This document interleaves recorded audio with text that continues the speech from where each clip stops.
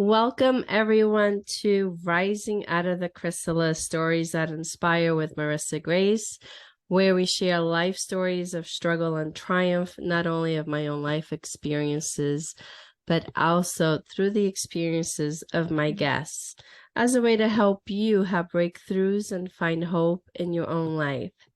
I'm Marissa Grace, and today I have a special guest, Colleen Fall, who has an amazing, inspiring story to share with all of us.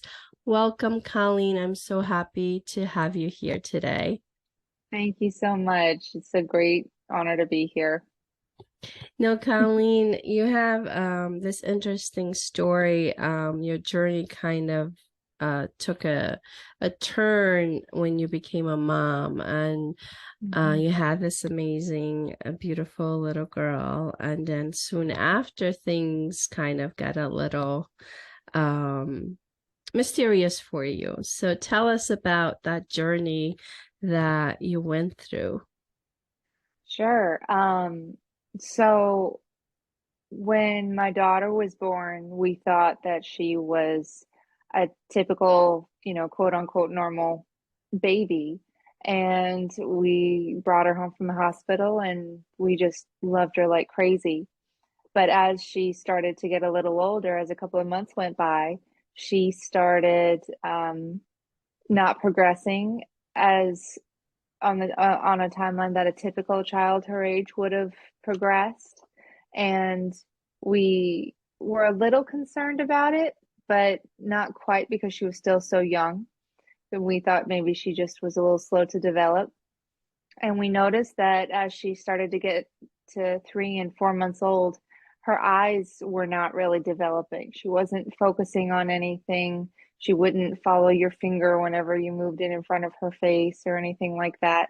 And we figured that she probably had bad vision, which didn't concern me too much. I have bad eyes. I need to wear contacts. My mom has vision problems, and almost all the women on my husband's side of the family have vision problems. So we weren't super concerned. We just kind of figured that she'd probably need glasses when she got older. But then she started regressing in certain milestones. At first, she wouldn't meet milestones, things like reaching for things, which we figured wasn't a big deal because she probably just couldn't see them. But then she stopped being able to roll over and she stopped being able to laugh and to smile. And that really concerned me. So I brought her to her pediatrician and I said that I was a little worried that this was something more than just her eyes. I'm worried that there may be some kind of a neurological problem going on here. And she was about 4, almost 5 months old at this time. And so her pediatrician said, okay, well, let's refer her to a neurologist. Here's the thing though, if I send you to the neurology department here at the hospital that we're at, it's a very, very long waiting list. You'll be waiting forever. So I'm going to refer you to this other hospital, which is about an hour away from here, and you'll probably get in much sooner there. I said, okay, that's fine. But this other hospital kept on giving me the runaround every time I called them to try to make an appointment. Like this one thing wasn't filed correctly or something with insurance, this or that or the other. And a month went by and we still hadn't made an appointment. And I had called several times. And so I was a little frustrated with them. And in the meantime, my daughter Grace was still not progressing. And I was starting to get really concerned about her. And then one day, Gracie, my daughter's name is Gracie, she started doing this really weird motion with her arms where her arms would just shoot up above her head. And if you looked at her face, you could tell she was surprised by the motion herself. And it was not pleasant for her. She started wincing and crying, and she would get more and more upset about it because it would keep happening. Every few seconds, her arms would just shoot up over and over again. And I didn't know what it was. I just had a feeling that something was wrong. And I showed it to my husband, and he wasn't really sure either. He didn't, but he kind of just told me that it was probably nothing and not to worry too much about it. And then I showed it to my mom, who happens to live next door to us. And she saw her throwing her arms up and crying. And it got to be kept on happening over and over again. It got to be a very different cry than her normal cry. It was a painful cry that I knew was very different. And my mom looked at her and said, "No, this is not right. Something is very wrong here. She's she's not supposed to be doing those arm motions like that." And so I think I just needed that one person to agree with me. Just one Yeah. person to say, "No, I think this is right," or I think you're onto something. And so once my mom affirmed that no, this isn't the way, she's not doing what she's supposed to be doing here, I grabbed my daughter and I grabbed my husband and I said, "We're going to the emergency room right now." And so we went and we ended up spending like 5 hours there. And the people at the emergency room, they took a chest x-ray, they did some kind of blood work on her, they did a blood draw, and that was pretty much as extensive as their investigation went. And they didn't find anything. And at no point did anyone suggest that this could be neurological. No one suggested, "Hey, let's do an EEG," or anything like that. It had gotten to be so late at night that my daughter had fallen asleep in my arms, and they came to us and said, "Your daughter was probably being fussy. We can't find anything wrong with her. Go home, relax. There's nothing wrong with her."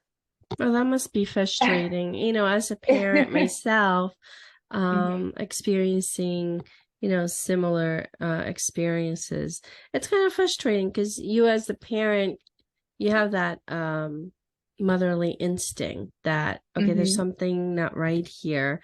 And it gets to be frustrating when you do go and seek help, whether it's the emergency room or a doctor, and you feel Mhm. like you're just not getting anywhere. Yes, it was.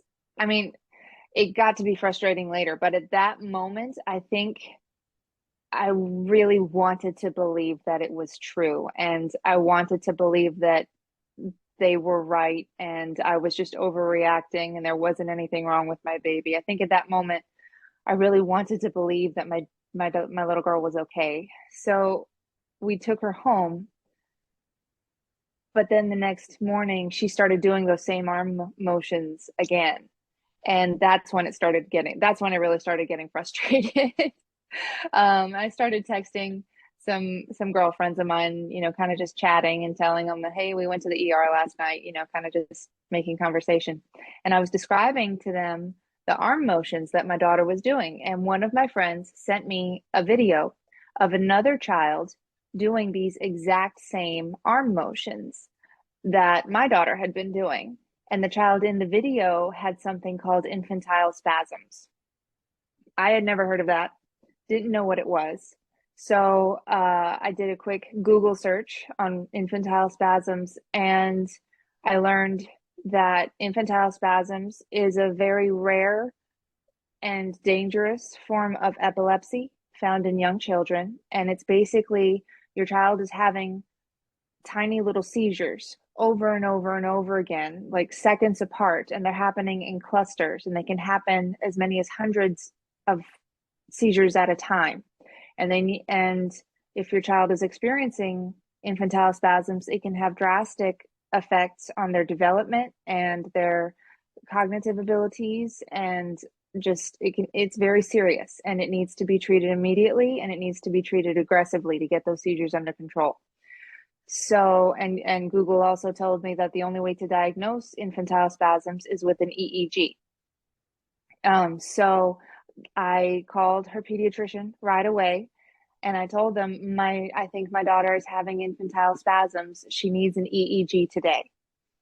And the lady on the other end of the phone at the office, she told me that, "Well, I'm looking at your file and I see that you've already got a referral for a neurologist. So let's just get you an appointment at this other hospital where you've already got a referral." And I told her, "No, no, no, no. I've been trying to get an appointment there for the last month. They keep giving me the runaround. I don't want to go there. My daughter needs an EEG today." And they put me on hold. And they came back in a little bit and they said, "Well, if you want to get an EEG here at our hospital, I can put you on the calendar, but there's a waiting list and you probably won't get seen for at least a month. And I said at that point, darling, I hear what you're saying and I understand what you're saying, but I need you to hear and understand me. My daughter needs an EEG today. And I kept on saying that she needs it today. And I kept on saying today, today. And I wasn't yelling or cursing or in any way. I kind of slightly more forceful than the voice I'm using right now, but I just kept on saying today. And then they put me on hold again. And then they finally came back. I said, okay, Miss Fall, we can schedule you for an emergency EEG the next day or tomorrow. And I said, okay, we will take the appointment tomorrow. So we had to go through another night of watching my daughter have all of these, her arms shooting up and she's crying and inconsolable. It was a very rough day. And I had about 24 hours to be on my phone Googling all these, as much as I could about infantile spasms, and literally everything I was learning was scary. And we went to the appointment the next day, and it was my husband and me and our son, who at the time was not quite 2 years old, and my daughter, who was 5 months old. And my son just he wasn't going to sit in a quiet room, so my husband stayed in the waiting room with her and or with him, and I went with my daughter into the room to have the EEG done. And after they got all of these wires connected to her head, which was its own process, she did not like it, but I finally got her to go to sleep, and they turned on the EEG machine. And it was just this EEG technician there. The neurologist was not there. He was somewhere else, I guess, but she was in contact with him. And so within a minute of being hooked up to the machine, the technician gets on her phone and she starts texting like crazy. And I asked her, is everything okay? And she kind of looks at me and pauses for a little bit, and she puts her phone down and she says, I'm not supposed to tell you this. I am not the neurologist and I am not qualified to make this diagnosis, but I know that if this was my daughter, I'd want to know your daughter has infantile spasms. And so all of a sudden, just all of my worst fears just came raining down on me. Because up until that moment, I had still been holding out hope that I was wrong. And all that went away. It just got very, very scary, very, very fast. I mean, it was scary before, but now it was real. And it was very, very intense. The neurologist who was on the phone with the technician ordered us to go down back to the emergency room, and he ordered like 100 tests for us to do. And we ended up staying in the hospital for 3 days. And during the course of all of those tests, they came to us at some point, I think it was after looking at the MRI, where they said, we think it might not just be infantile spasms. We think your daughter has a second condition called tuberous sclerosis complex. And I had never heard of that, didn't know what that was. So I got on my phone and started Googling tuberous sclerosis complex. And it turns out that that is an even more rare genetic disorder where the gene in your body that is responsible for cellular growth is malfunctioning. And so you start growing cells in all parts of your body where you're not supposed to. So what ends up happening is you end up growing all of these little tubers on all different parts of your body, your brain, your vital organs, your heart, your eyes, your skin, everywhere. And the tubers themselves are not cancerous, they're benign, but depending on where they are and how many there are and how big they are, they can cause very severe health problems. And it can happen, they can pop up, it's your whole life. They can pop up almost anywhere at any time. Usually the ones that are in your heart and the ones that are in the brain, you're born with the number you're going to have. So that is at least a blessing. We don't need to worry about some randomly popping up there, but they could show up almost anywhere else at any time. And so all of this was very, very scary. I'm worried about this for my little girl. There's I'm worried about her development and her cognitive abilities as she grows, and I'm worried about just what our life is turning is on a dime has turned into now that we have found out about these conditions that she has. And it was a very intense, very difficult time. I know for me as a mom, because I was, first of all, I was worried about my daughter and trying to care for her and trying to get her the care that she needed and trying to make sure that she has everything that she could possibly need in caring for this. But then I was also suddenly, I guess the best word for it is grieving, not necessarily grieving a death, but Right. grieving a life that we were never going to get to live now. All of a sudden, all of these little expectations that I didn't even know that I had, all these hopes and dreams I didn't even realize I was holding on to, were suddenly gone. All of this again, quote unquote, normal life that I thought we were going to have, we weren't going to have anymore.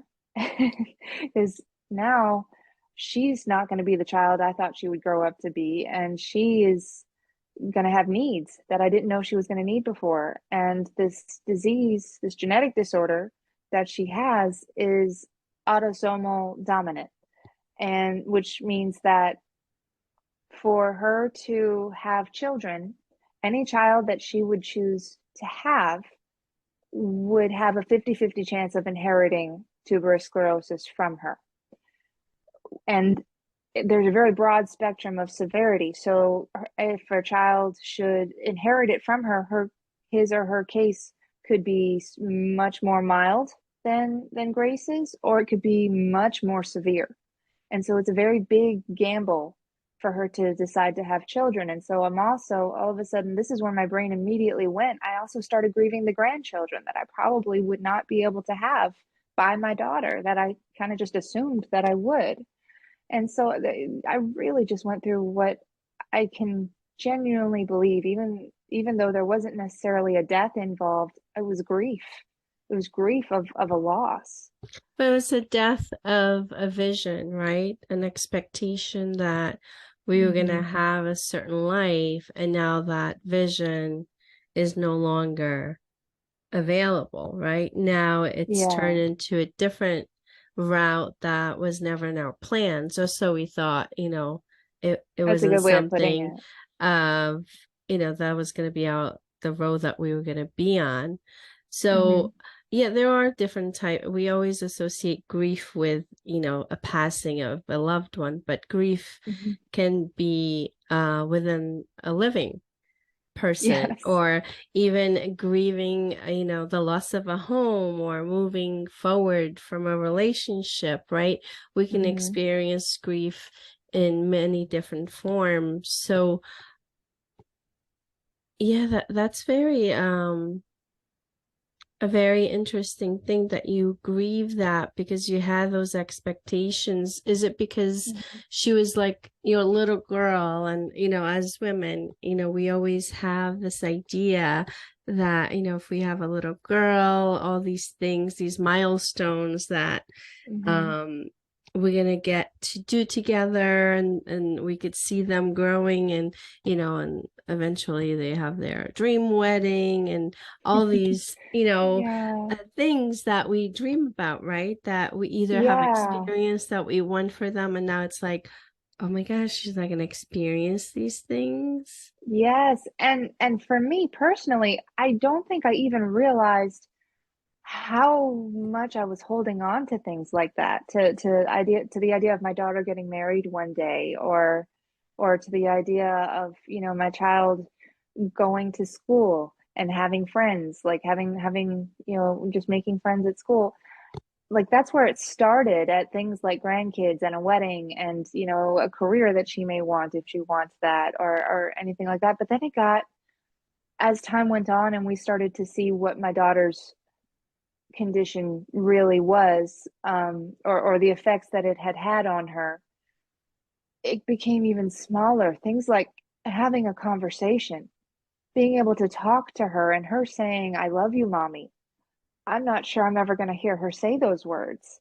um, things even more basic than things like being able to sit at the dining room table together and eat a meal as a family where she can pick up food with a spoon and eat it herself. Like, uh,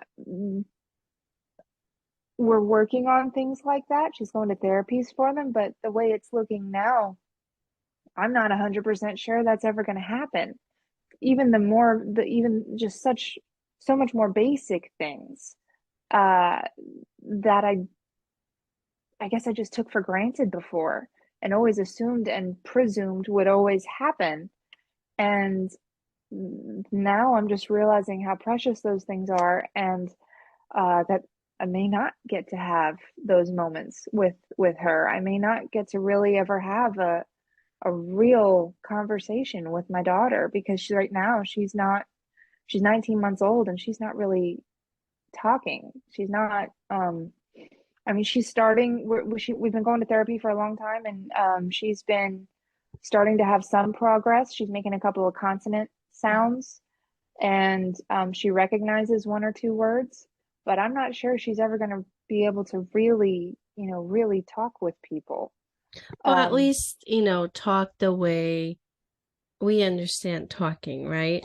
That the way yes. that we are used to doing. So I think that the new thing that you have to embrace is this is a totally new way of living and Mm-hmm. communicating with your child, that it's new to you, new to your family, and it's Mm-hmm. like an ongoing learning process, right? But Yes. I mean, it's not to say she won't experience, she probably will experience all these things, but the experience is going to be very different than what we normally would experience and what we would expect to experience. So you kind Mm-hmm. of have to look at it from a different perspective, that all these Mm-hmm. milestones, she'll still be able to get to them, but it's just going to be very different. Yes. And I have been it was all this happened a little over a year ago. She was first hospitalized in November of 2021. So I've had a little bit over a year to kind of sit with this and for Gracie to grow and to get a little older and for us to get a better idea of what she's capable of. And time is such a healing force, being able Mm-hmm. to really adjust to things. Time really helps, and perspective. Your Yeah. perspective changes because now, even though before I would have rejoiced at all of these big milestones, now even the tiniest little thing is a victory, and so I'm finding myself still rejoicing and excited about progress that she's making, even though those steps are compared to another typical child are very small. For her, they're huge. Yeah. And so that has been a joy to see her grow there in that way as well. And the perspective has helped. Yeah, that's a wonderful way to look at it, right? Because if you don't, the alternative is you might end up going down on this emotional roller coaster ride that's not going to be very healthy. Oh, I did. I definitely did. Well, it's natural that we, as parents, and we're trying to process these things, right? That we are going to go through an emotional roller coaster, and it's probably not going to be once or twice.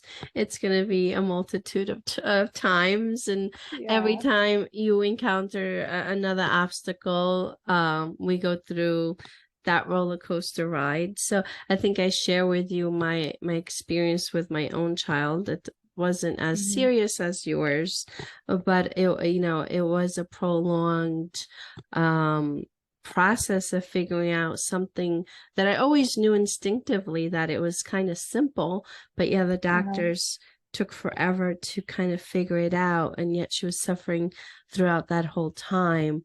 From Hmm. the time she was born, having all those infections and being antibiotics, she had continuous fevers, and it was almost like ruling out, okay, it's not this, it's not that.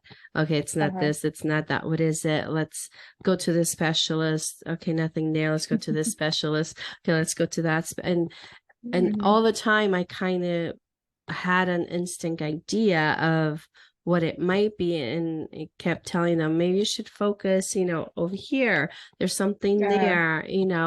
I don't think it's serious. I know it's simple, but we just need to figure it out to make her feel better. And eventually Uh-huh. we did, but by that time she was already one where, it was everything was congested, and she was getting Yeah. infections in her ears, and her It was sinus. it was it was dust, wasn't it? She was allergic to Yeah, dust. Yeah. she was allergic to dust, among other things that was triggering um and causing all of these symptoms. But it was the infections, the continuous infections, Mm. that they weren't able to pinpoint. And that was the frustrating part, because she was in pain. She was having severe headaches and migraines. And Yeah. you know Poor baby. as adults, when we get those, we don't feel good. We want to take something, and she couldn't communicate, so she wasn't able to say, hey mom, my head is about to explode.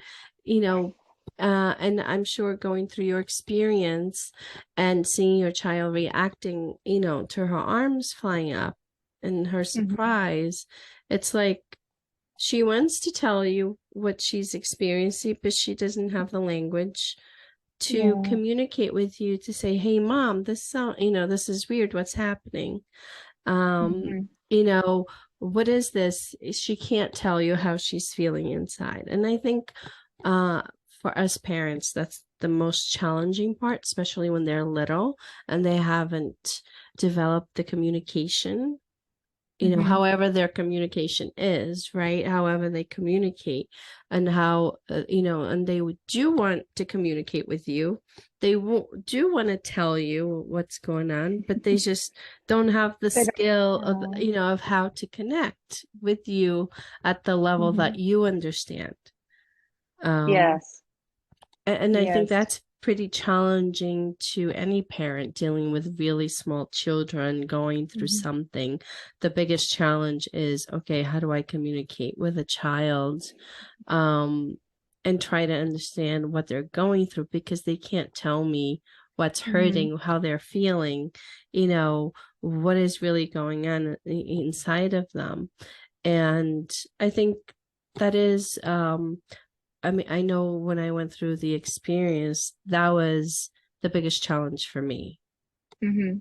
And Um, it's a compounding effect because it's frustrating for the baby too. They're mhm. trying to tell you in the only way that they know how that something is wrong, and mommy and daddy aren't getting it.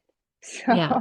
and so this is just continuing on, and it's a vicious cycle. And the baby gets frustrated, the mama and the daddy get frustrated. It's just everybody is just trying to figure it out and hurting because when your baby hurts, your heart hurts so Yes. much. So it's just a it's just a roller coaster. It is a roller coaster. But, we had spoken before that one of the most important things, and going Hmm. through your experience and me going through my own experience, where I had appointments with doctors where we bumped heads, where I was trying to express to them, hey, something's going on. I Hmm. can't pinpoint it, but you have to help me figure this out. And they kind of look at you like, you know what, mom, you overreacting, blah, blah, blah. And you kind of Yeah. feel like, shut out. Like, they make you feel like you're the problem. Dismissed. Yeah, they Hmm. dismiss you, but you get this feeling like you're the problem. But all you're trying to do is communicate that innate feeling as a mom that you have, that there's something not right, right? Hmm. And Yeah. when you are dismissed, because Yeah. you're trying to figure it out, that feeling, that you get from when you get dismissed, it's like, well, you're making this up, maybe the problem is you, not your child. It is a feeling that, I hope nobody gets to experience. Yes, me Um, too. and you've been through that as well when you were trying just, Mhm. to get help and get some Mhm. answers as well. Um, Yes. No, I understand that a lot. And there was something, there was a very, very valuable lesson that I learned from, well, a couple of them that I learned from that whole experience with my daughter. And one of them was that parents are not the crazy ones. I think that parents have a very unique and special gift when it comes to their children to be extra alert to all the little tiny little things about their kids so that they are aware of things that another person looking at their child might not see or be aware of.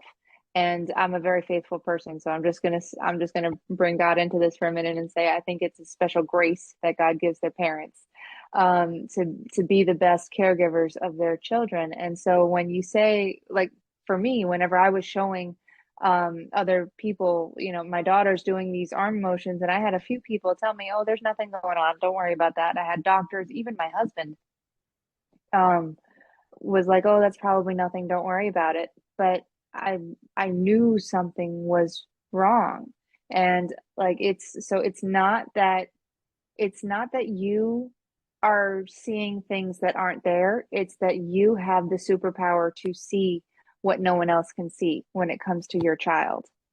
And then the other thing that I learned that was very, very valuable is that when you walk into a doctor's office, you're the one in charge.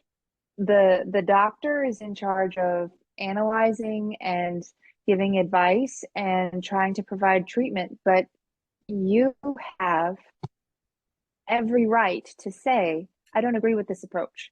I don't think that this is right. I want you to investigate this further or investigate a different avenue of this further. And that is your right to say that. And if the doctor doesn't want to, then you have every right to say, well, okay, I'm going to go to another provider. And that's okay. Because Absolutely. because sometimes your child needs that, and sometimes the doctor needs to hear that. And that's not in any way to I don't want in any way to villainize or demonize doctors. There are wonderful, wonderful doctors in this world, and I think the vast majority of them are here to be a healing force in this world with wonderful hearts. But there are some days when they miss things, or they Of don't catch course. on Well, to they don't they have to go yeah. through a process of like investigating what's going on. So when you Mm-hmm. show up in the office and you tell them, oh, this is, you're giving the story of what's going on, they're only seeing bits and pieces of the reality that you're experiencing. So they Yes. kind of have to um, spend more time really investigating. Mm-hmm. Um, because if you really look at it, you spend what, 30 minutes in that office? And you're Yeah. just kind of like, okay, this is what's going on. And they're like, well, I got to get to the next patient based on what you told me. Yeah. Maybe it's this, maybe it's that.